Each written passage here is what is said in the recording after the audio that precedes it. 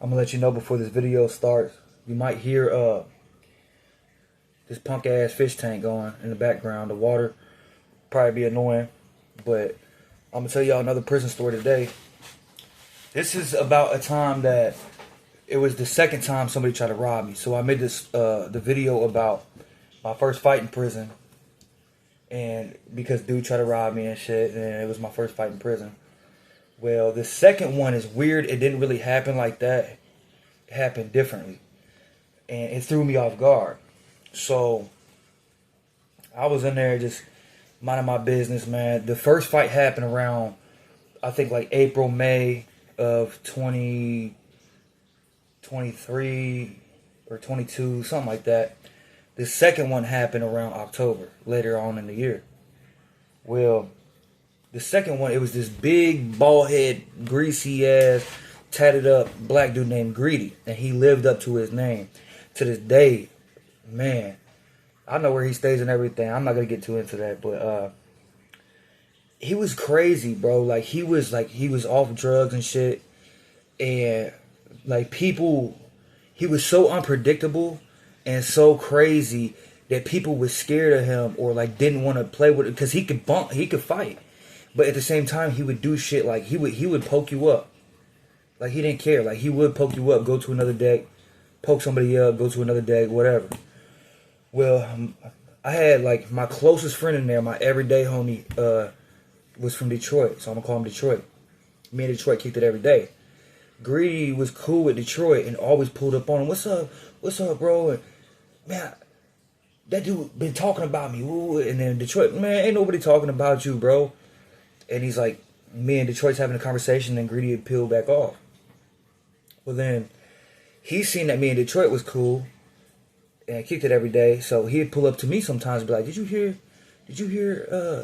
what dude was saying about me? I was like, bro, I ain't hear shit, man. I was like, I don't think anybody's talking about you, man. I think that you're just kind of tripping.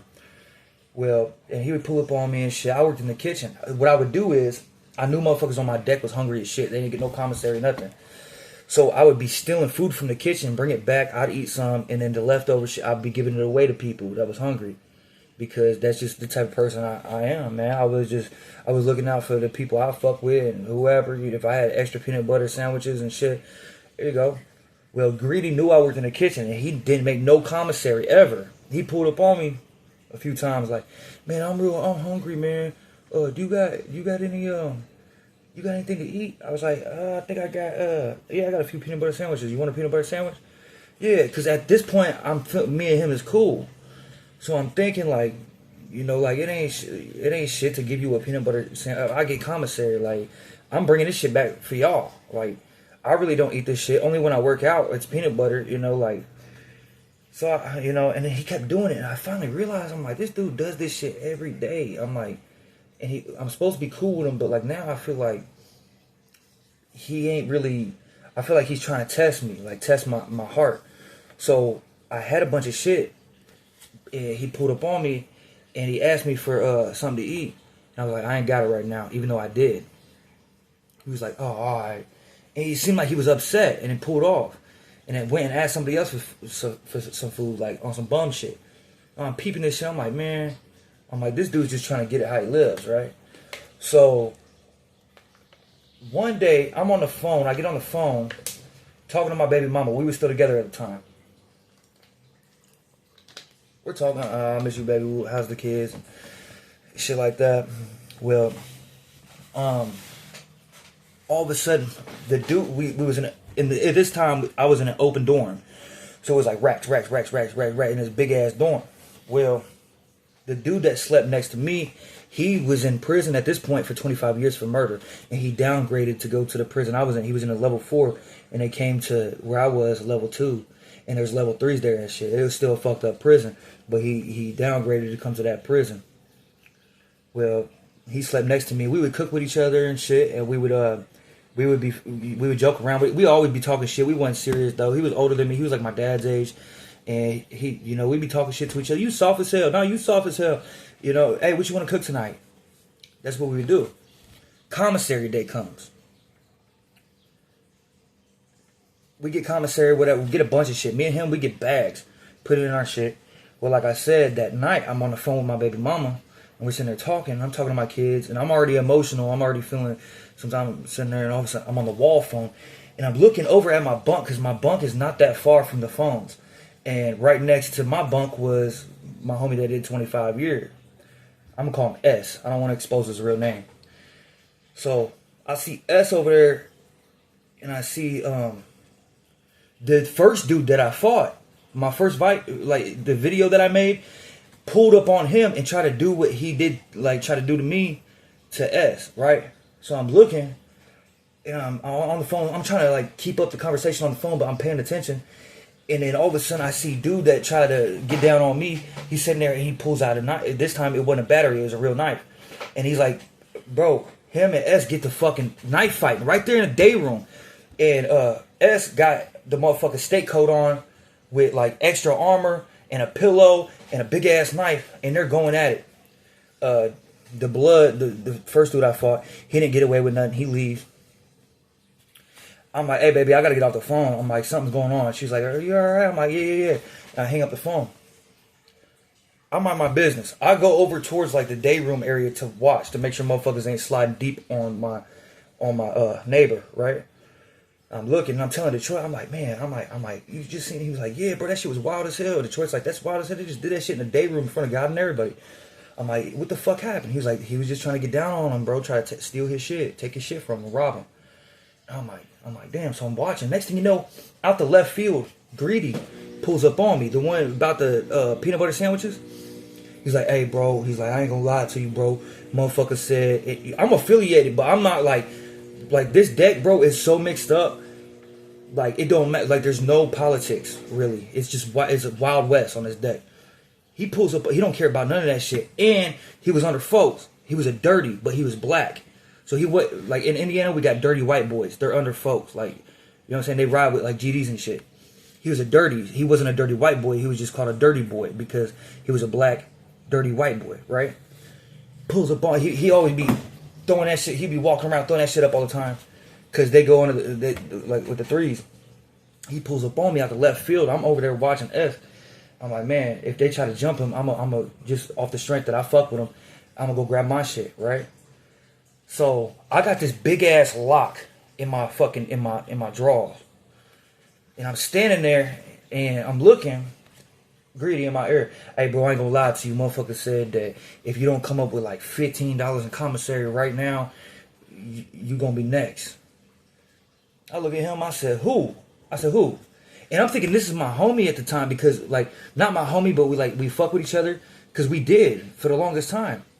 Like we was like cordial with each other. I'm like, who? And I'm laughing it off as a joke. Like, I'm thinking he's joking. He's like, that's how he acted. He was weird as fuck, bro. I don't know, and he peels off. I'm like, what the fuck? So I turn towards Detroit, and I'm like, man, his ass just said that if I don't come up with 15 in like in a few minutes or something, I don't know. I'm like, he was like, oh man, he's just playing, bro. You know how he is. I'm like, nah, something ain't right. He's like, bro, I'm telling you, he's just playing. About 5 minutes goes by, he pulls up again, and he's like, bro, I'm telling you, bro, you need that 15. Well, I'm like, who the fuck you talking to? So next thing you know, me and him is arguing. Come to find out, it wasn't motherfuckers wanting the 15. It was him trying to rob me. So I peep it. I'm like, what? I'm like, you want my shit? I said, come get my shit like this. And I'm going. We go to the bunk, right? I was getting ready to steal off him right there, but there was like 3 cameras all in direction. I'm playing it cool. I'm like, come over here real quick, talk to me, bro. You know what I'm saying? We go to where my bunk is. I was getting ready to cook with S, right? So I got a package of beef stew, like shredded beef, and some more shit, block of cheese and a whole bunch of shit on my bunk. It was like 3 or 4 items. I didn't get everything else out. It's on my bunk, but my box is locked. He sees the shit on my bed, and he keeps looking at my box. And he was like, you need to come up off that right now. I said, I ain't coming off the shit. I go to start pulling the lock out my fucking pet because I was going to beat him with it. I was going to crack his shit with it. And all of a sudden, he pulls out this fucking big-ass poker. And he's like this. And he's like, I ain't playing with you. I said, I ain't giving up shit. You're going to have to stab me. I didn't have time to pull the fucking lock out. So he's like trying to like get up on me, right? And I'm like, let's bump. I said, put the knife there. Let's bump for it. If you win, you can have it. I'm like that. He's like, I wasn't really gonna give it to him, bro. I probably if I won, even if he won, whatever, I'll go slide and bring something bigger with me and then get his ass together. But he was getting up on me with it, so like he's like cornering me, and I'm not trying to get poked up. I already got stabbed in my armpit. I'm not trying to get poked up. So I'm like, hey, back, let's bump. He tells me, oh yeah, we're gonna bump, but then I'm gonna still stab you afterwards. I'm like, what? Next thing you know, I'm like, hey, D-Town. I'm like, hey. So then all of a sudden, Greedy grabs this shit off of my bunk and fucking takes off with it. And I look back, I'm like, hey. And I'm not trying to cause a scene because the CO's is in the cage. I'm like, oh, I'm fired up now. Bro, I'm getting the lock ready. I'm looking for cameras and shit.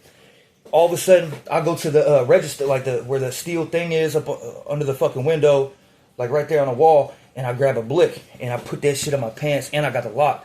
I'm starting to slide on him. Well, I'm cool with this Latin King. He comes out, he catches me, he sees it in my face. I'm on business. I'm walking, and I'm trying to go to where Greedy went, because he took my shit and then tucked it away somewhere. He comes out, he's like, what's going on? And he was like a high-ranking member of the Latin Kings, right? He fucked with me because he did like a lot of my tattoos. He stops me, he's like, bro, what are you doing? What happened? We're supposed to have a session tonight. I said, fuck that, motherfuckers just try to get down on me, rob me. I said, I gotta get my shit back. And I showed him the lock and shit. I said, I'm going to split some wigs. So he's like, no, fuck that. What happened, bro? And then he, like, they all knew I was affiliated, so he was like, hold on, let's go slide on Big Folks, right? One of the Big GDs. So, hey, bro, Greasy's ass tweaking. I guess just try to rob Kane and all this. And he's like, what? And Big Folk is actually from my town. And he knew me, like he knows me. So he got mad. So he goes and he slides on him. He said, hey, look, bro. He said, if you don't go bump one-on-one and give that shit back, if you don't go bump one-on-one, because Kane was trying to bump with you, you're trying to stab him. If you don't go bump one-on-one right now, we all rolling you up off this motherfucker dorm. And he was like, no, bro, I didn't do it. He was trying to lie like he didn't do it the way he did.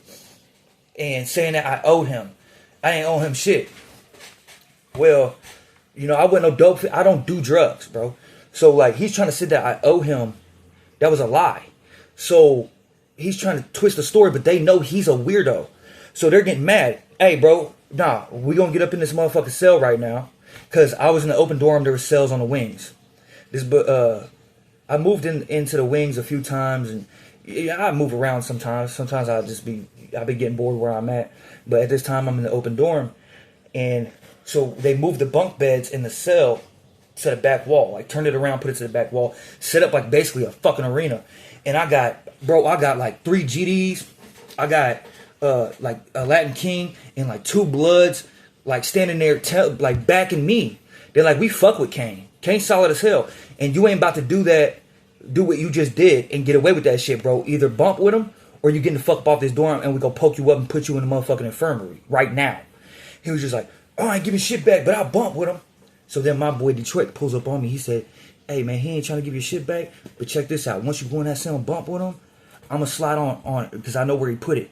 I'm going to go slide, and I'm going to go grab it and put it back in your box. He's like, what's your combination? I wrote it down. I'm like, there it is. He's like, bet, I got you.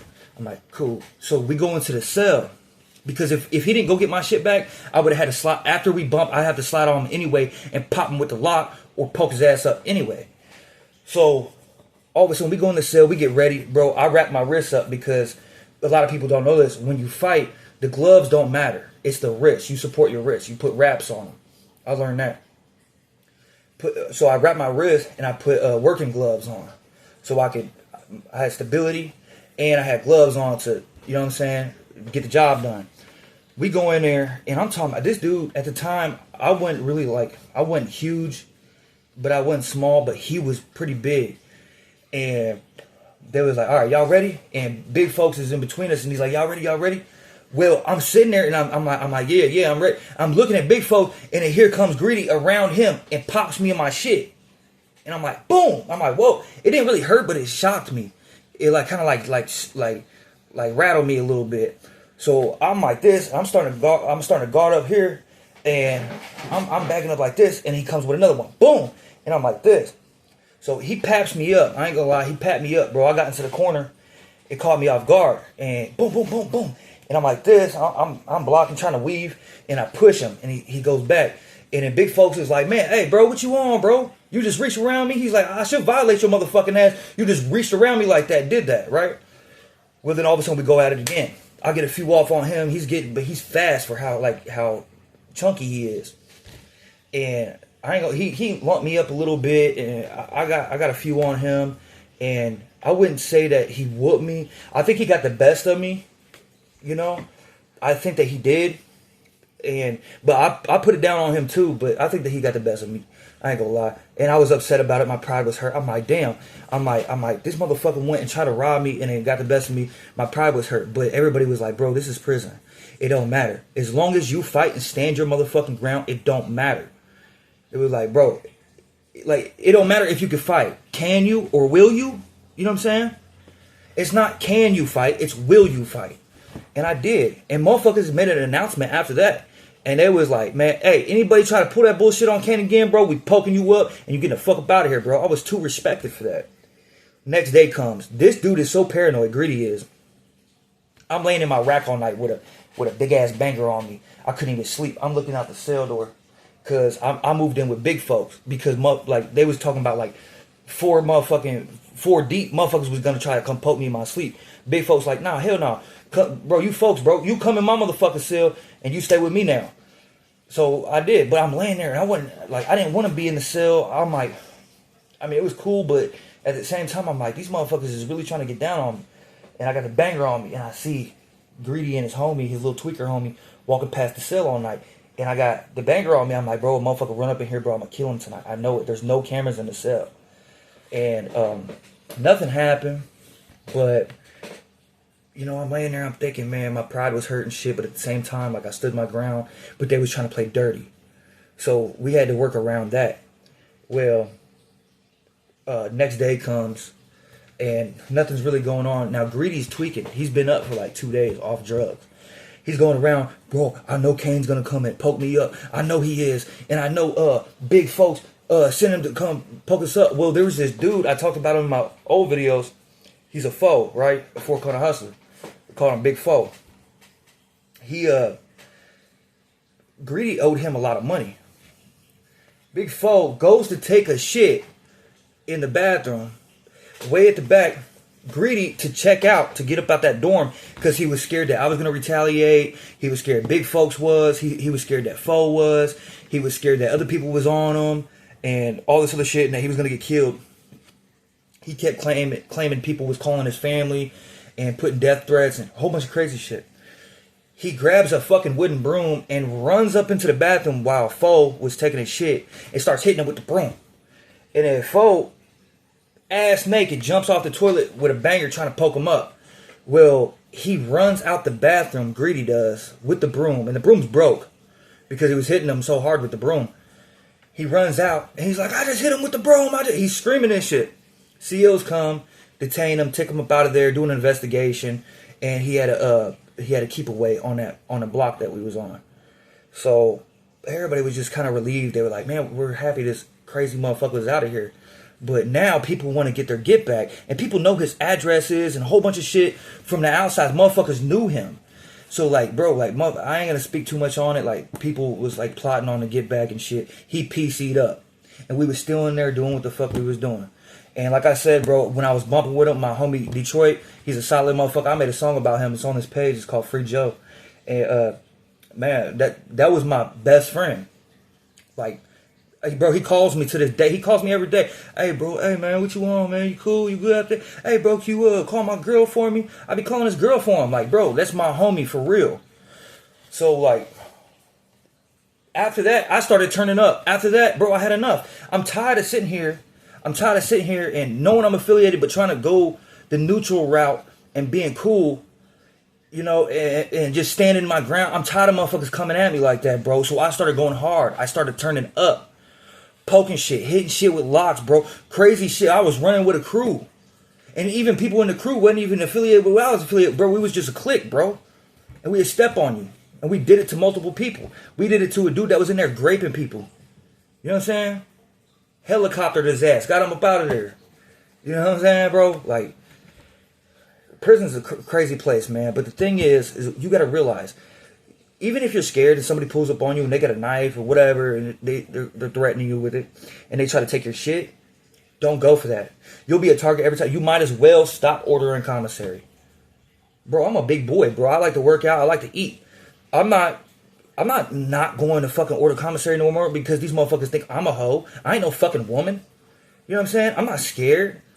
Bro, you could whoop me, you could poke me, whatever, bro. It's not happening, bro. I'm ordering commissary whenever the fuck I want to. I'm eating what I want to. You're not pulling up on me and doing whatever. So if you go to prison or if you've been in prison, you already know this shit. Don't let that happen. Don't let that happen.